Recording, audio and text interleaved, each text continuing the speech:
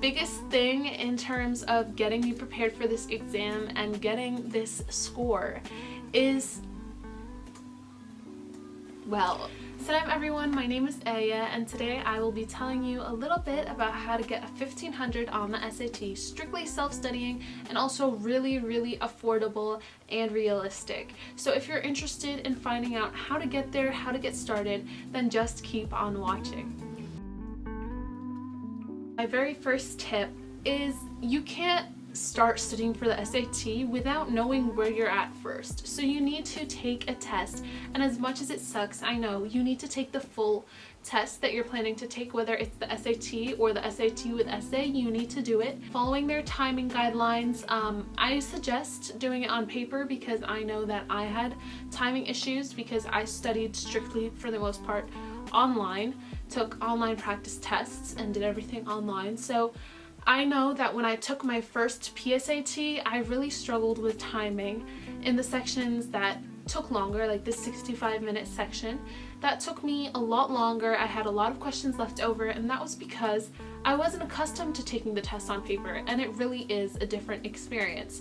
So if you want to just set yourself off on the right foot from the start, I recommend taking the tests on paper. So that depends, of course, from the materials and the resources that you have. If you have access to those, really do take advantage of them. So you need to take your very first SAT test. Now it depends where you're at here. You might have already done that, and you might already know where you're at, and maybe that's why you're watching this video, because you're probably kind of stuck. I know that feeling, I know, but with time, this brings me to the next thing. With time, you learn these skills. The SAT isn't a test that you can cram for the night before.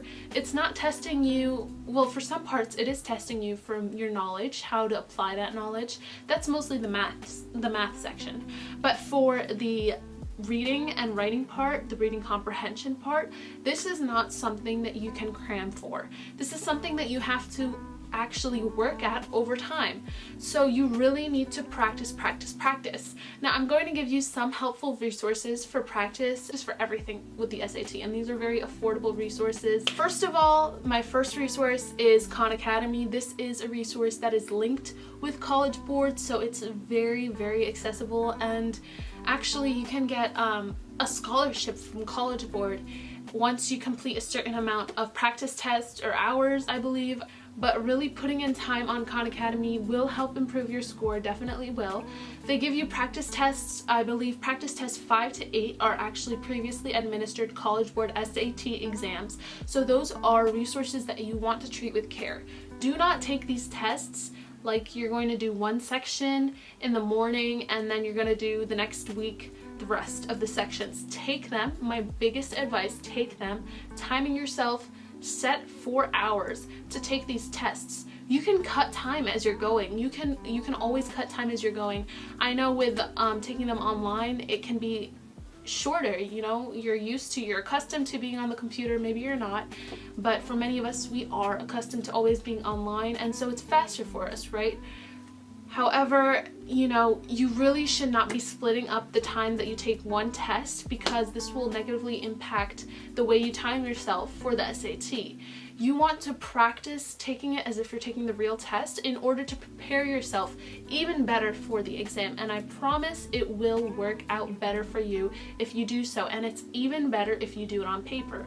I didn't do that. I did most of my work online. However, really doing it on paper will get you better results in terms of timing, and you'll find yourself not being stuck as much on the test. Khan Academy, if you're not familiar with it, you can just search up like Khan Academy SAT, and you can create an account if you don't have one, and then from there you can start practicing, and it's all free, all accessible to you. They even have schedules, practice schedules that you could set up if you want, which is like 15 minutes each weekday. There are schedules that you can craft, and it's very helpful in doing that. I didn't really take advantage of that. I mean, I crafted a schedule, but did I stick to it? Not really.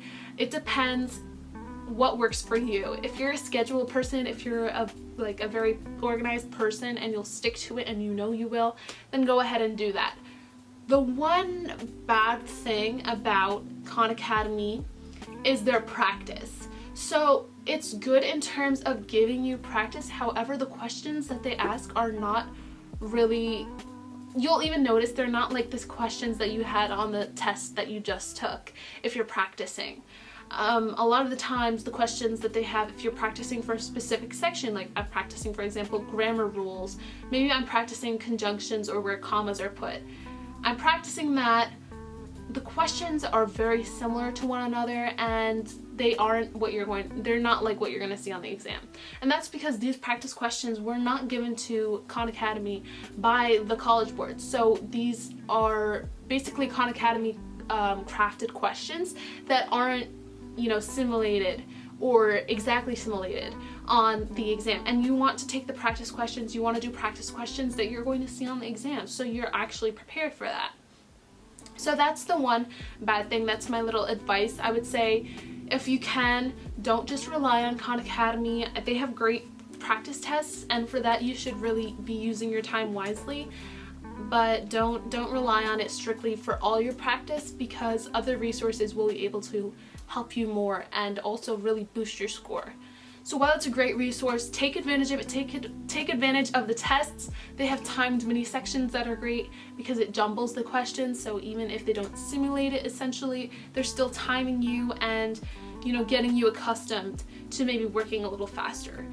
So there are pros and cons to the Khan Academy SAT website, but really take advantage of it because it is a great resource at face value. Reddit is a great resource. They actually have some simulated SAT exams with the question and answer services, so you can figure out where you went wrong. So if you finish all the Khan Academy ones and you don't have another book with practice tests on it, Reddit will give you practice tests with the questions and answers.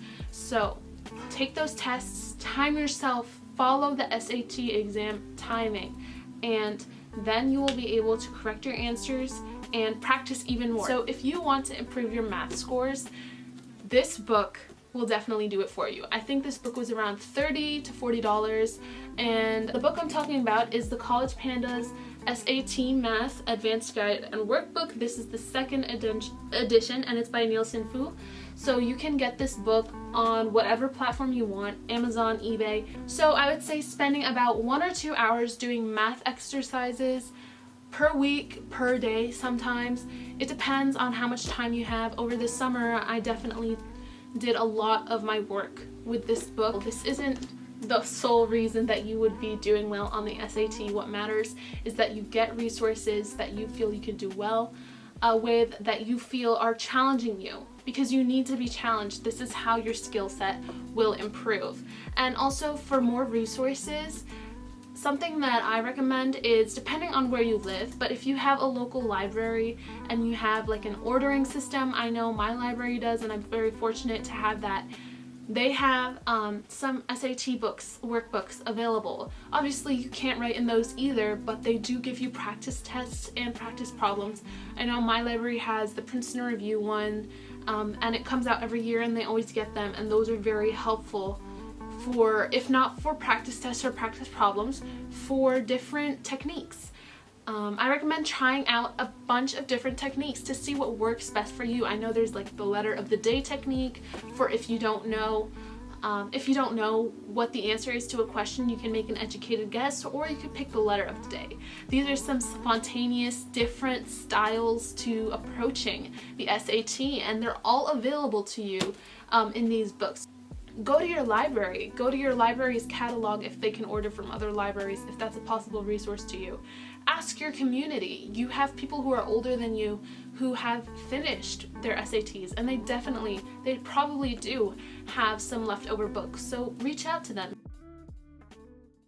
The third tip I have is really important when it comes to making improvements to your scores. Correct the answers that you got wrong. This is so important because I know it takes a lot of time to do it. You might be so drained, so tired, you don't even want to look at your paper. That's completely fine. but don't put it off. Don't just let it slide. If you make a mistake and you don't correct it, it's gonna come back to bite you. For me, it really did. On my SAT day, I took a practice test and there was standard deviation on it, and I did not really remember what standard deviation was. It wasn't something that I was really familiar with. I made a note to look back at it and understand what it was, review that before my test. I didn't. I forgot to do that, and it was on my SAT exam. So, moral of the story is look back at the things you've done wrong. Acknowledge, look back at your test. If it's through Khan Academy, it's very easy to do that and to understand. They provide explanations for each question, why this was the wrong answer. And it's so important to look closely at that, because one word change on the question, one word change in the answer could make it completely incorrect. So you need to really be assessing where you're at, assessing what you've got wrong, and correcting it so you don't make future mistakes, and also practicing those skills that you're currently lacking in order to strengthen and fortify them for your test day. So, my biggest thing in terms of getting me prepared for this exam and getting this score is, well, there wasn't really a big thing. There isn't a big answer, and I know that's not what you want to hear, but that's the truth. It's practice, it's putting in that time. I know it's hard to find the time, because you don't want to be doing these SAT practice exams for 4 hours. I know how draining it can be on top of everything else in your life. But when it comes to this test, you need to have a clear mind, and you need to really set goals for yourself. For me, I did not think that I would be getting this score. I really was just trying to do my best. To be honest, you have to have a motivator. If you don't have a motivator, then you can put in time and effort, but it's always better when you have something driving you. So try making a deal with your parents. You can be your sole motivator, but definitely having something on the side waiting for you at that finish line is great. So correct your mistakes, put in time now. Put in time now. Make a schedule if that works for you, or just when you have free time, don't feel guilty about it. Don't feel guilty about it. I know it's a lot. It's definitely a lot. It's okay that you don't want to do it, but you need to do it in order to get where you need to be so that you can be done with the SAT. So go ahead and put time in, because these skills can't be learned the night before. Okay, they can't. Third, know where you're starting from. You need to assess yourself, assess what you're doing wrong, and to be able to put that time in to correct your mistakes and to improve your skill set. And that will definitely help you improve your score. Really, excited to be able to help people to improve their scores, and also to help them with some general advice and tips and tricks. I think if there are any more questions, I'm definitely interested in answering them and helping you guys out, because I know the SAT is something that you want done with, to be completely done with. And that's the best part. Once you're done with it, you don't have to worry about it in the same way that you did before. It'll be a thing of the past. So put in that time now so you can get to that point and you can be satisfied and proud of your score. You're doing great. Just keep going. And of course, if you have more questions, just ask them below. I'm going to leave the resources that I talked about in the description box down below, and any more resources that I find. If you like this video, be sure to give it a thumbs up, and also comment your thoughts, any suggestions, or any videos that you would like to see in the future. Because I'm very interested in helping you guys academically, and also talking about my experiences to maybe help some of you out as well. Also, I would really appreciate it if you enjoyed this video. If you want to see more, to subscribe. It'll give me a lot of motivation and encouragement to continue this channel and to keep up with the upkeep. So thank you very much for watching, and Assalamu alaikum.